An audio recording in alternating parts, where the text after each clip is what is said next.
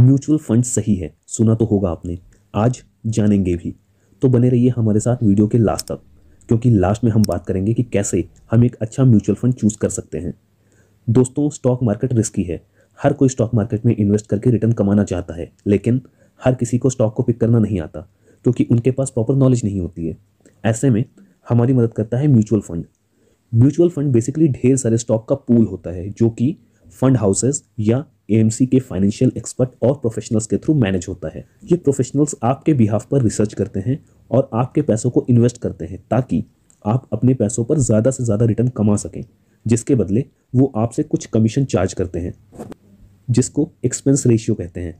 For example, एक asset management company है जिसका नाम है एबीसी, जिसके अंदर 100 इन्वेस्टर ने 10-10 हज़ार रुपये डाले हैं, यानी कि टोटल 1 लाख रुपए।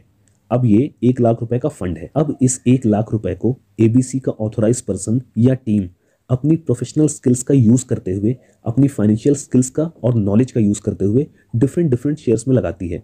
यहाँ पर वो इस बात का भी ध्यान रखती है कि रिस्क को मिनिमाइज़ किया जा सके और रिटर्न को मैक्सिमाइज़ किया जा सके। तो बेसिकली वो फंड को मैनेज करते हैं। इन्हीं को फंड मैनेजर कहते हैं। म्यूचुअल फंड मेनली 3 तरीके के होते हैं।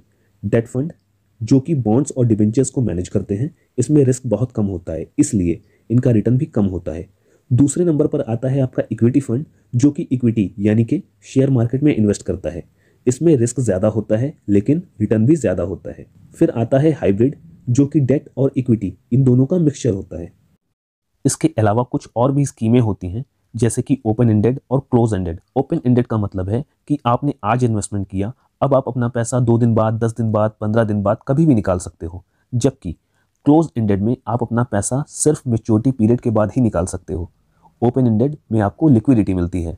म्यूचुअल फंड इन्वेस्टमेंट के लिए आपको जस्ट एएमसी से कॉन्टैक्ट करना होता है और अपना केवाईसी वेरिफिकेशन कराने के बाद आप इन्वेस्टिंग स्टार्ट कर सकते हैं।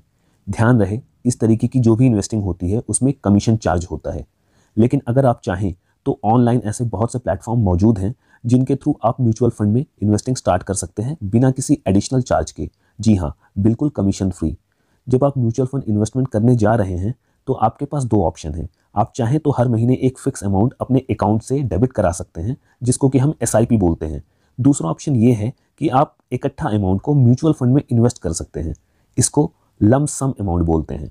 तो अब बात करते हैं कि एक अच्छा म्यूचुअल फंड कैसे चूज़ किया जा सकता है।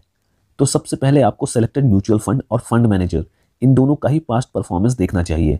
Although past performance future return की गारंटी नहीं होते, लेकिन फिर भी इससे आपको एक मोटा मोटा आइडिया लग जाता है कि पिछले 2 साल, 4 साल या 10 साल में इस म्यूचुअल फंड ने कितना रिटर्न दिया है।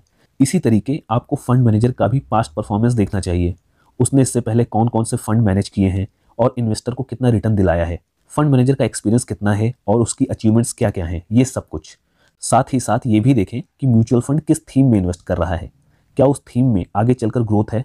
मान लीजिए अभी तक म्यूचुअल फंड्स ने बहुत अच्छा परफॉर्मेंस दिखाया, लेकिन आगे चलकर क्या इस सेक्टर की ग्रोथ बनी रहेगी। म्यूचुअल फंड का एक्सपेंस रेशियो क्या है, यानी कि कमीशन कितना कटने वाला है आपके अमाउंट से। क्योंकि भले ही आपको फ़ायदा हो या नुकसान, फंड मैनेजर का एक्सपेंस रेशियो फिक्स होता है, जो कि वो एज अ कमीशन चार्ज करते हैं। नॉर्मली 2.5% के आसपास का एक्सपेंस रेशियो चार्ज किया जाता है। तो दोस्तों, आज की वीडियो में इतना ही। हम मिलेंगे फिर से नेक्स्ट वीडियो में। तब तक के लिए गुड बाय।